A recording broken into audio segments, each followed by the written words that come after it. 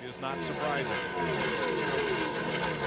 Last week's winner, yesterday's winner. Duel for third. Gordon's going to win that scuffle. Brings Tony Stewart in the 20 car with him. Tony looked awfully good in practice yesterday. Of course, had one of the better cars at Martinsville last week till he lost the right front wheel. And that big round goes somebody there. Is that the 10? Scott Riggs, a 10 car. Caution is out again. Oh, my. Right down in front of everybody. Garage stall, guys, go. Garage stall. One thing you got to remember, we always talk about yesterday and what the race was like yesterday. These cars have less downforce in the rear than the Busch cars do. These cars have an inch less spoiler on the back than the Busch cars do. That makes these cars a lot looser to drive. Scott Riggs, last week's pole sitter at Martinsville and off to a really good start this season. Finds himself in the wall very early here. Yeah, not off to a good start this day to the garage. Yeah, I mean, he came in here 14th in points, not that far out of the top 10. 2 quick cautions.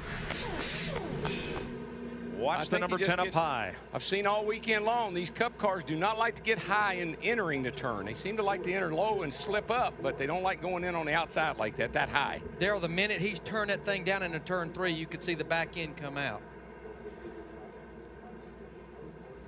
Travis Quaffle just missing him. Well, this is when it gets really, really ugly. Is right along here. He starts back down the hill, and man. Travis Quaffle, 77, just getting by. Look at Jimmy Johnson in the 48 car, our points leader. If you needed any further proof of no racing back to the caution flag, what happens behind Scott Riggs? Just got in there a little too high. There's just not much grip out wide right there getting into 3. Ricky Rudd right behind Riggs. Darryl, that definitely was not a product of Come on. to take down force away. I think he just was up out of the groove too far this early in the race. Jason Leffler. Outside wall is going to be up there still. Just stay on the bottom. Stay on the bottom. Keep coming. Keep coming. Watch him high. Good job. Woo! But guys, take a look at this next angle right now. Look at the 97 car, the blue car right in behind Elliott Sadler. He's sitting there. He's cranking. All right, going down this corner, going along here, and all of a sudden, out of the probably top of the corner, his eye, he says, "Oh no, not again!" This guy can come back across the racetrack, and here he comes down. Oh me! It's like it's not going to happen one more time. He couldn't stand another hit, could he, DW? No, he's pretty hurt. That Bristol lick, and then what happened to him in the IROC race here on Friday. He's riding around there with some bruised up ribs. And we've been following the Greg Biffle story. Remember, had to go to the rear of the field because of going to a backup car. He just went by Jimmy Johnson. He is now up to the 17th position, less than 25 laps into this race. He's halfway through the field. That's the car in which Biffle won at California. Race 2 of this season. First half of that mountain's pretty easy to climb. It's that next half it gets tough. It's a little steeper. Oh, round goes somebody on the back. Leffler. Everybody scatters. Hang on to it straight if you can off the brake. Somebody got into him. I couldn't tell who it was.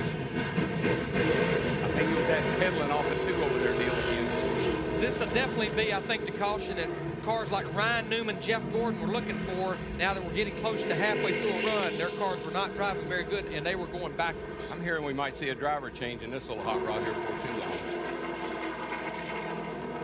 Jason Leffler brings out the 3rd caution of the day. Lap 23. Here's a look.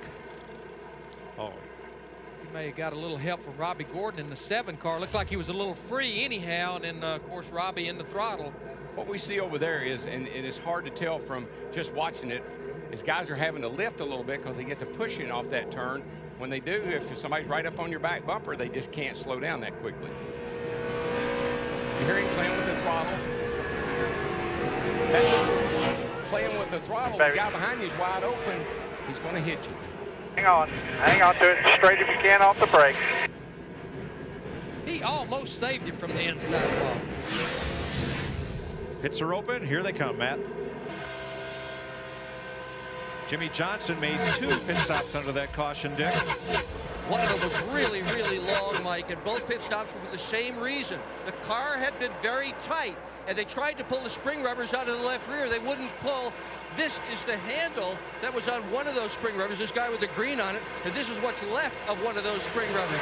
They had to go in with an electric saw and cut it out. They had to get those spring rubbers out in order to get the tightness out of the automobile. They got one out. You still got one in there, but they'd like to get out. Johnson back to 33rd. The spring rubbers, they put them in increments. You could have one spring rubber cut in about 4 pieces, and you ease them out as the race goes along. Jeff Green and Bobby Labonte. Scott Wimmer in a 22 You can car close your wins. eyes and know that Bobby Labonte was going to be in it. Bobby Labonte was ill to start the day and ill-tempered. 25 car got into. He's coming to pit road. There's the 18. We anticipate, you know, they'll try to fix this car and get it back out there. You see Brian Vickers in the 25 car, but Bobby Labonte, 6 races this year, 4 DNFs, engines and wrecks. Big wrecks. That's a shame, Scott Wimmer. I talked to that group this morning, the 22 car. They felt like they had the makings of one of the better cars they've had this year, and there you see everybody's nose crunched in, be going to the garage area for repairs, I'm sure. Brian Vickers had a part of that, and he wants to go behind the wall. You see him signaling. 43 here. Mark Martin right alongside, or near alongside. Jeff slips up in front of Mark and didn't quite have Mark cleared. Mark gets off and Mark backs off. Darrell, that's right there coming off turn 2. We saw it just a little while ago with Robby Gordon in that group, and we saw it 4 or 5 times yesterday. It looked like Bobby Labonte ran into the back of Kyle Busch. Just another chain reaction collision. Bobby Hamilton Jr. got part of that as well. Yeah, he got big damage, so did 22.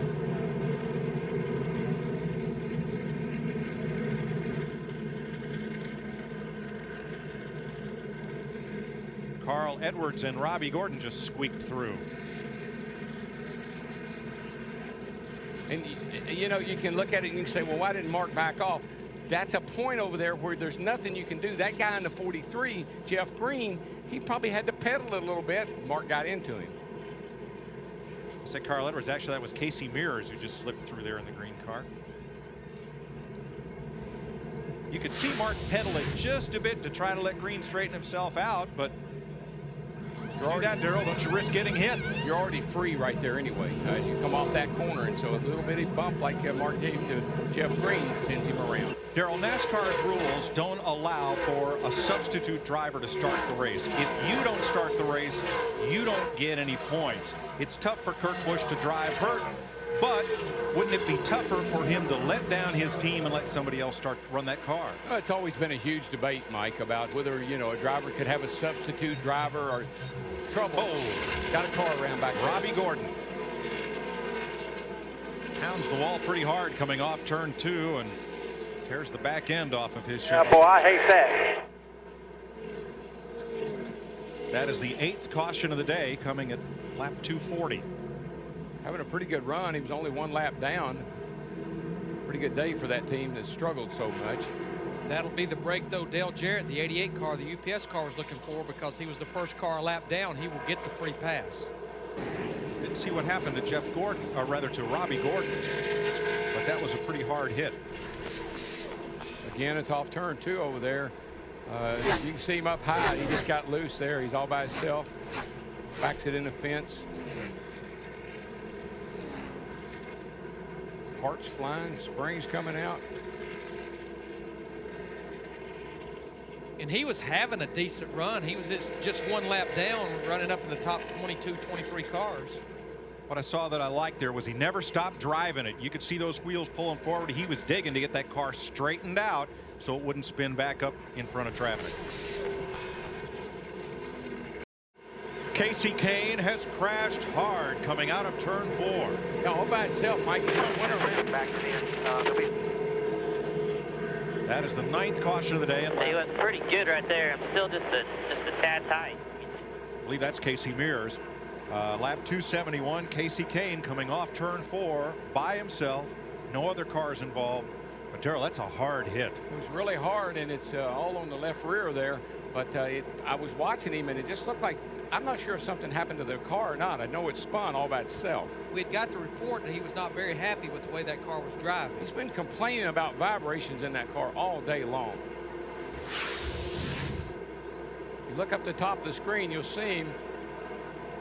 He has climbed out okay. I think something happened to the engine in that car because you see smoke coming out of it before he crashes. How about it there, Steve? Hey, DW, so far all Casey Kane has said is something broke. Car definitely just came around with him. Yeah, I think there's smoke coming out of it before it ever comes around, and there's a pretty good trail of oil down to where he is, as if something, either engine or something, let go in that car. Yesterday's winner of the O'Reilly 300 in the NASCAR Busch Series, Casey Kane, was running in 5th place when he crashed at turn number 4. Now, since he's sitting right at the entrance of pit road is closed, but now for a lot of cars, I think that may be good because we're right there on the edge of that window that this could be the final stop of the race. Watch from Dale Jr. It's Michael Waltrip alongside. Oh, boy, yeah, there's oil. There's oil everywhere right there, and he just got in it. Fortunately, he didn't hit the wall. And Darrell, we just got into the back of the 6-6. I was hitting oil. I couldn't stop. I couldn't get in the brakes. It's going to hit the wall, so I won't work on the front end a little bit. That was so smart. I couldn't hit the brakes. I'd have hit the wall, so he had to slide it through there. Darrell, we just had talked about it. We just crossed the 100-mile to go mark, and this is where this attrition starts showing up with these engines. Well, let's see, Darrell. 31 laps to go. Green flag in the air. Casey Mears, the Fujifilm Dodge, brings Greg Biffle, Jamie McMurray, Sterling Marlin, Dale Earnhardt Jr., and Jimmy Johnson back down to turn 1. Ryan Newman in the 12 car up there trying to get that lap back. Casey Mears running the high side. Yeah, caution's out. Has spun and hit the wall hard. Turn 2. Caution is out. Dave Blaney brought out the Keep first going. caution They're just today now coming off a 4. and has now brought out the 11th yellow flag. Don't have to worry about the 12 anymore. He gets a free pass. He'll be back on the lead lap, so we'll have 22 cars on the lead lap now.